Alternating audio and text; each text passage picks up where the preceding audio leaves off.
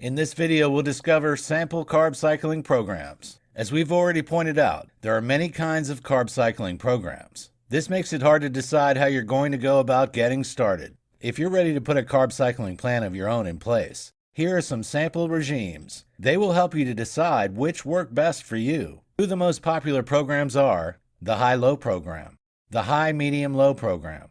Let's look at the high-low program first. This method involves having a high carbohydrate day, then a low carb day. A high carbohydrate day involves eating more than 150 grams of carbs. A low carbohydrate day involves eating under 100 grams of carbs. The exact measurements and requirements will vary to suit each dieter. However, let's imagine we're planning a program for a 29-year-old male. Imagine he weighs 190 pounds and is 5 feet 8 inches tall. The total number of calories he needs to maintain weight is 190 times 15, i.e. 2,850. He also weight trains 3 days a week. We're going to look at a few programs to suit his statistics to meet different goals. Firstly, let's look at a suitable program for him if he wanted to lose fat. With this goal in mind, he would need 3 days of high carbohydrates.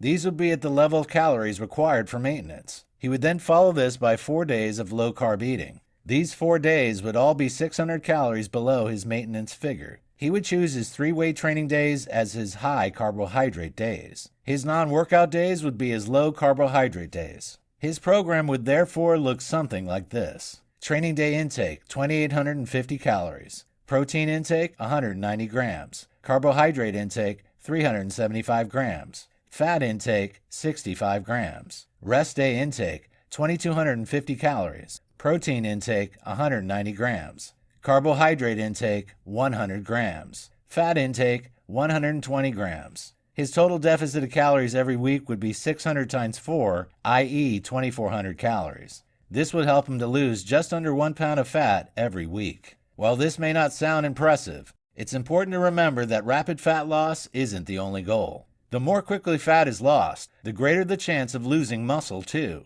This is the opposite of the aim of carb cycling. What about if the same individual wanted to try carb cycling to gain muscle? In this case, his calorie intake needs to be adjusted slightly. He needs a surplus of calories in this instance. This will help him to recover after working out. It'll also promote more muscle tissue growth. His goal is to have a surplus of 300 calories on his training days. On his low-carb days, he'll stay at his recommended maintenance intake. His program would therefore look like this. Training day intake, 3,150 calories. Protein intake, 190 grams. Carbohydrate intake, 440 grams.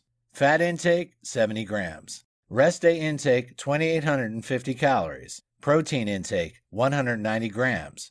Carbohydrate intake, 300 grams. Fat intake, 100 grams. You'll probably notice that the carb intake on a low-carb day is surprisingly higher. Earlier, we said the carb intake on a low-carb day should be under 100 grams. Yet in this case, the individual has a high energy expenditure. Therefore, avoiding excess fat is important. Fat can be stored easily when there's a caloric surplus. Therefore, avoiding too much fat is important to prevent fat gain. Meanwhile, carbs are essential to refill muscle glycogen and promote recovery. This aids in training performance. With this program, the individual is cycling carbs. However, not so drastically as he would to lose weight. Some people find keeping carb intake to under 100 grams on their low-carb days helps them to stay leaner. However, caloric intake must be kept at the same level overall, even on off days. This will ensure a net caloric surplus is maintained over the entire week. What about the high-medium-low method? Well, this involves having a high carbohydrate day,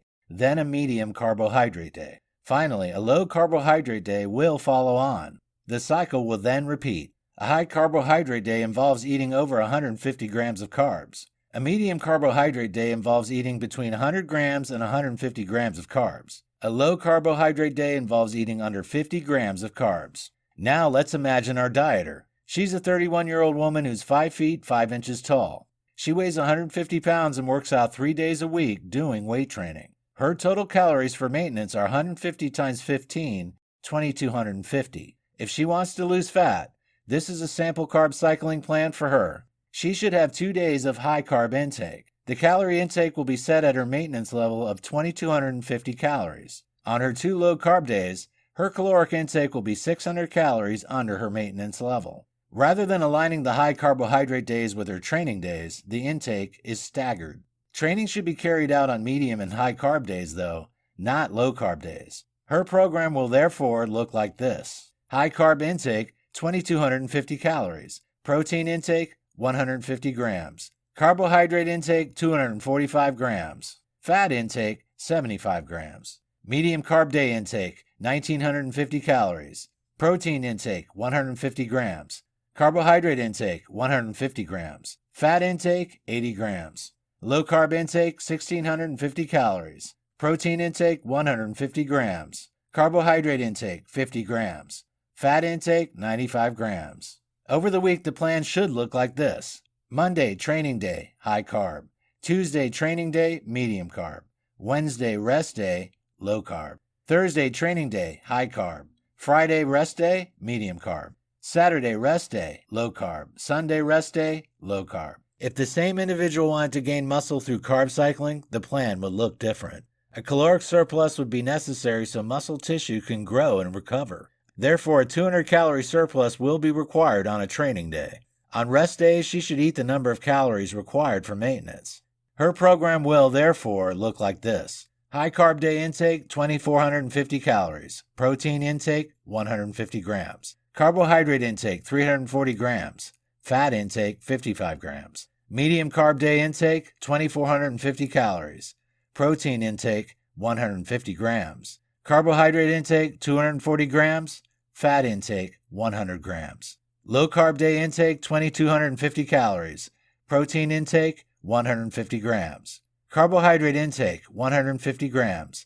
Fat intake, 115 grams. You may have noticed the medium day carb day requirement is higher than suggested earlier. The same reasons apply in this case as applied in the above example. Eating excessive dietary fat in such circumstances can lead to the storage of fat. Therefore, avoiding eating too much fat helps to prevent fat gain. Carbs are vital in recovery and in refilling the muscle glycogen. This helps to boost training performance. The individual in question here is still carb cycling. However, her plan isn't as drastic as it would be if she wanted to lose fat. If you use this method to gain muscle mass, you can adjust the carb and fat numbers to suit you. Some people find if they keep their carbohydrates to under 100 grams on rest days, they stay leaner. This may work for you, but you'll still need your caloric intake to remain at the maintenance level even on rest days. This will ensure you're in a caloric surplus overall during the week. The key nutrition for maintaining and gaining muscle is protein.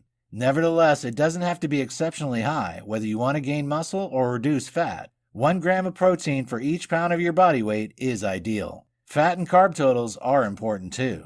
However, they can be tailored to your energy expenditure and preferences. How about if you want to maintain your body weight? You can still achieve this goal with carb cycling.